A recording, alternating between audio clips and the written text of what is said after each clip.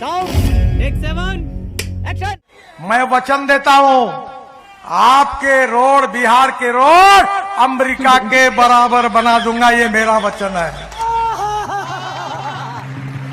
भाई साहब कुछ ज्यादा नहीं हो गया ये? मतलब कुछ भी।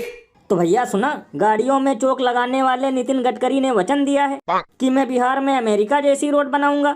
लल्लन भैया, यही भाषण सुनकर तो मुझे कल से नॉन स्टॉप हंसी आ रही है, क्योंकि जो दूसरे राज्य में वसूल रहा है बाइक चलाने वालों से टोल, अब वो बिहारियों को बनाने आ गया बकलोल। लल्लन भैया, मुझे तो लगता है कि उल्लू बनाने वाला इंटरनेशनल अवार्ड इन्हीं को डिजर्व करता है, क्योंकि ये उड़ने वाली बस चलाने वाले थे, 15 रुपए लीटर पेट्रोल दिलाने वाले थे, लेकिन अब उसी में मिलाकर गन्ने का जूस बेचने लगे। भैया इसीलिए तो लोग घनघोर बेइज्जती करते हुए ये कहते हैं कि देश भर में करके लोगों की जेब खाली, अब बिहार में परोसने आ गए जुमलों की थाली। यही नहीं, अभी और सुनिए। धमाके पाकिस्तान में हो रहे थे, धमाके पाकिस्तान में हो रहे थे, और नींद कांग्रेस के शाही परिवार की उड़ी हुई थी। तो भैया देखा, मोदी जी का कहना है कि ऑपरेशन सिंदूर के वक्त धमाके पाकिस्तान में हो रहे थे, लेकिन नींद कांग्रेसियों की उड़ी हुई थी। लल्लन भैया, ये मोदी जी बिल्कुल सही कह रहे हैं, क्योंकि तब नेहरू ने ही तो ट्रंप से डरकर सीज फायर से समझौता किया था। आप मेरे जमीर को चोट पहुंचा रहे हैं। लल्लन भैया, ये भाषण देने से अच्छा तो मोदी जी बिहार की रैली में रो लेते, तो उससे ही 1000-2000 वोट बढ़ जाता, क्योंकि आज तक उन आतंकवादियों का कोई अता पता नहीं चला जिन्होंने पहलगाम में 26 लोगों की जान ली थी। और जब मुंह तोड़ जवाब देने का नंबर आया तो ये लोग क्रिकेट खेलने लगे।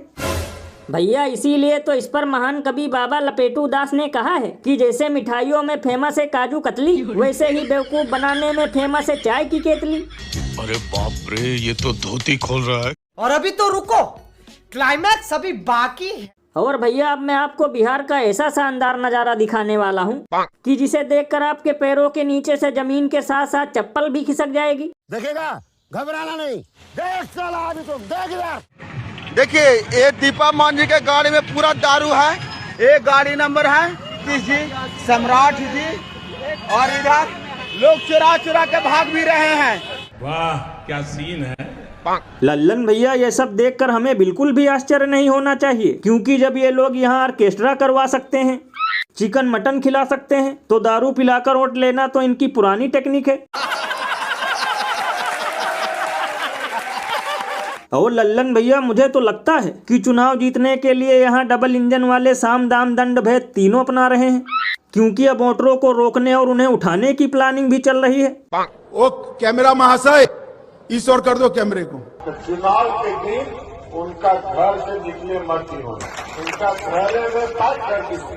आप बहुत अगर हाथ जोड़ तो कहीं हो कि तू चला हमने के साथ। तब तो भैया ये तो वही बात हो गई कि जो कल तक चिल्ला रहे थे जंगल राज, अब वो खुद करने वाले हैं चुनाव में उत्पात।